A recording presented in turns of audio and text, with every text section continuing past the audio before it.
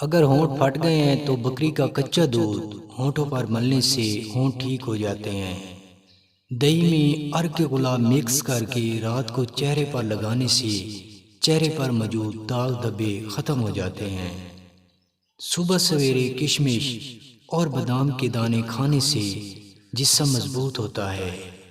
گھٹنوں پر سرسوں کا تیل لگانے سے گھٹنے مضبوط ہوتے ہیں۔ سبز دھنیا کی چٹنی کھانے سے معدہ کبھی خراب نہیں ہوتا۔ شلجم کھانے سے معدے کی بیماری ختم ہوتی ہے۔ کدو کھانے سے چہرہ خوبصورت ہوتا ہے۔ رات کو لیموں کا پانی ادرک کے پانی کے ساتھ پینے سے جسم دبلا پتلا نہیں ہوتا۔ تربوز کا بیج کھانے سے آنتوں کی بیماری دور ہوتی ہے۔